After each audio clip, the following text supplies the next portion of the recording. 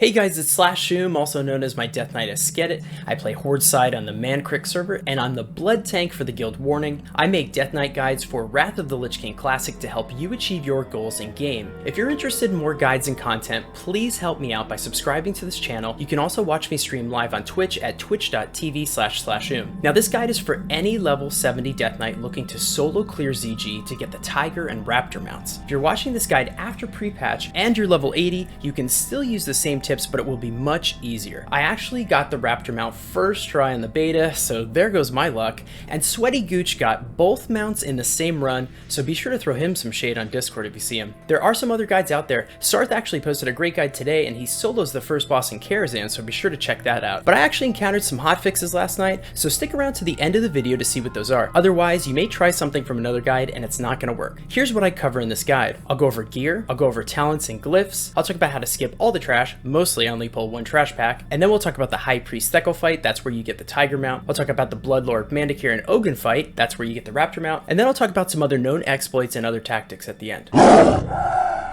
Okay guys, so here are the two gear sets that I used, and I used a combination of gear from both of these. So I basically have kind of a tank set and a DPS set. I'm not going to go into too much detail because honestly none of this gear really matters. You should just be using what you get. The Season 4 gear is really good. I mean, I don't expect most of you to have a blackened non-wrist liver. If you do, that's awesome, and congratulations. I was pretty excited when I got mine. That thing's sick. Oh, here we go guys, here we go. Big rolls, big rolls, big rolls. 88! Come on, 88! Dude! Dude! Dude!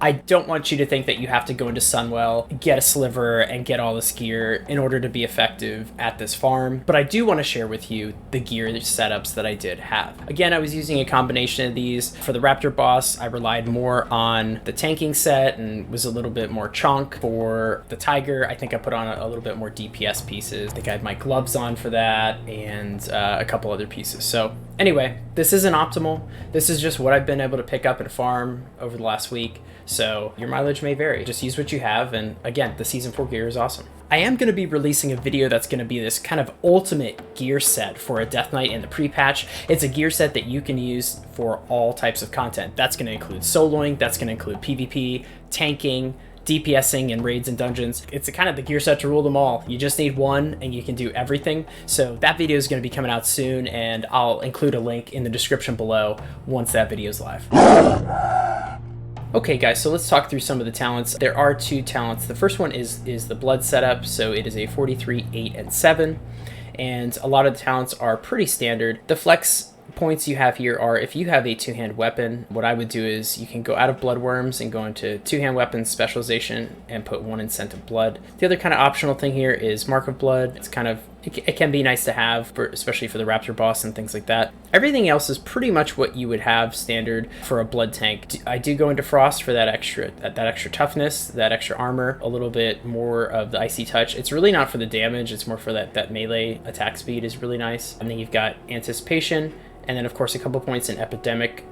This makes it really, really nice because it just, that extra 6 seconds of having your diseases up. One of the most important things is keeping diseases up. That's when you start to get behind on these fights, and you'll see that with the Raptor Boss especially. So Glyph of Disease is what we're going to use. We'll be using blood runes to refresh our dots. Glyph of Vamp is nice. It gives you an extra 5 seconds, and then we can't get a third glyph. Glyph of Pestilence is really, really good. I mean, I would say this is mandatory on all your specs. Just never take it off.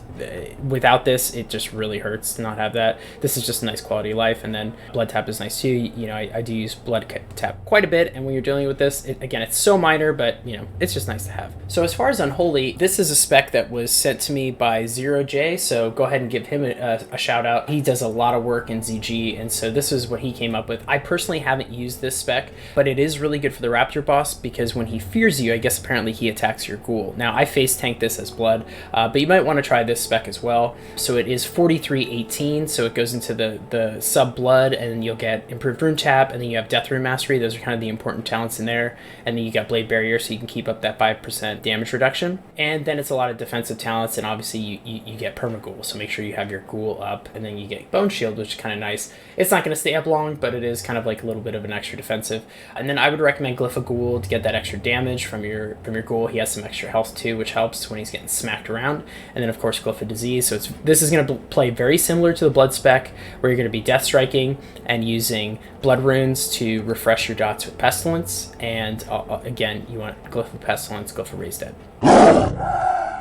So this is the route I take to skip all the trash. So I use Path of Frost, I hit the water in between, and I go right to the Tiger Boss. It is worth noting that the fish have a little bit of a bigger aggro range. If they do hit you, they're not going to dismount you, but they will knock off your Path of Frost, which is kind of annoying. You got to keep reapplying it. So it's better to kind of hug the coast, get closer to the crocodiles. If you do get in combat with the fish, don't worry about it, because they will drop combat once you get to the coast and they can't attack you anymore. Kind of like most of the fish mobs in the game. I go to the Tiger Boss, and there is one pack out here we're going to kill, and then we're going to jump behind the wall and get right to the boss. I think you can actually just walk up the middle, but I hate accidentally pulling axe throwers, so I just chose to go around. But I think you can just avoid everything, probably just maybe kill the cubs that are running around in the front, and just run straight to the boss. For the Raptor Boss, you'll go around this back way. There is one pack in front, which are Gurubashi champions. They're super annoying. They do have a knockback effect. Just kind of put your back to a wall. I do recommend kind of readjusting though, because what can happen is these walls are buggy, as you'll see later on with how we bug out the Raptor, and they can actually knock you through the world with this charge. So just be a little bit careful of that. Keep readjusting. They kind of charge at weird angles, and there's a lot of them, so you can get knocked all over the place, but they don't do a lot of damage. Just kind of nuke them down. There are the random berserkers. If you don't like where they're at or their positioning, just kill them. They're not a big deal.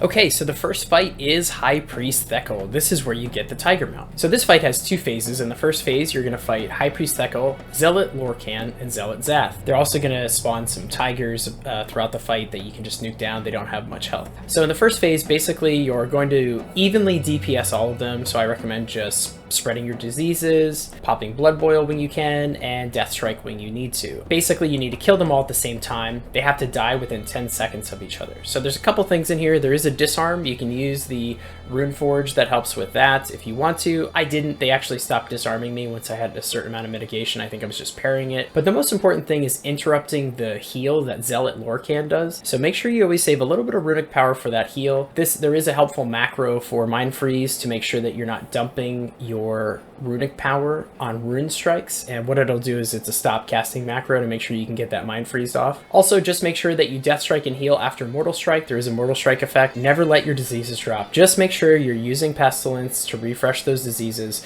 Once your diseases drop, you get pretty far behind because you have to use 2 globals to get your diseases back up, and then you also lose those runes where that could have been a Death Strike. So that's a lot of time where you're not healing yourself. So kill the boss and good luck getting your tiger. Okay, so the next fight is Bloodlord Mandakir and Ogun, and this is the boss that drops the Raptor Mount. You will fight him and his Raptor, so to start the fight, you'll kill the mob at the bottom of the pyramid. He's going to ride down and dismount, and then you will pull him to the top of the pyramid and go to town. He is pretty tough with the Raptor up. The Raptor is going to be sundering your armor, and those stacks will get up to about 3 or 4 and then fall off. He himself is going to charge you, he will fear you, and he will Mortal Strike you. So just like the Tiger Boss, you want to make sure that you're Death Striking and healing after the Mortal Strike effect falls off. Now, I didn't try killing the Raptor, but that is an option. If you do kill the Raptor, Mandakir will get a 90-second attack power buff, so just keep that in mind that he is going to be hitting harder for the next minute and a half. He also does what's called a Threatening Gaze. You can generally ignore this, but if you do an ability during this 4 or 5 second window, he will do a lot of damage to you. So just make sure you are topped off. If you are kind of low, you might want to hold off on using an ability during that Threatening Gaze window. Also, just again, like the Tiger Boss, make sure you are refreshing your diseases like crazy. You can get like back-to-back charges and fears, and if your diseases fall off, you can get behind. It is a lot of damage, so just make sure you're always refreshing your diseases. Whenever you have an extra blood rune, I would just hit Pestilence. Don't worry about it. You know, if you don't need a cooldown and your diseases are less than full, which they're going to be, anytime you have a spare blood rune, I would just use Pestilence. It's good to just keep refreshing those dots. It's not going to be a big deal. It's going to be slightly less damage. This fight does take a little bit of while, but you'll get the hang of it. Kill the boss and good luck on your Raptor.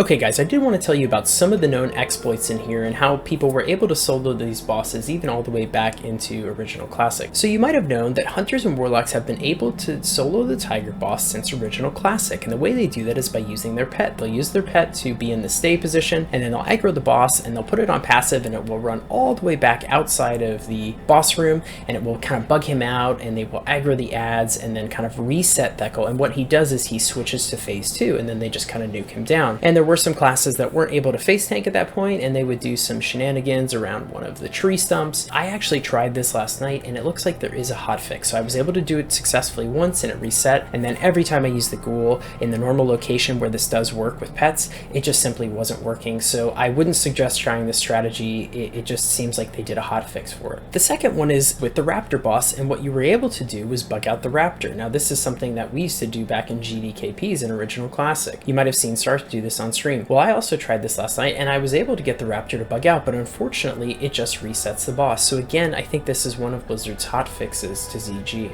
So that means you're going to have to face tank both the Raptor and the boss. Again, you can try killing the Raptor first. I'm not sure how hard he hits. I will test that next time, but those are your options right now.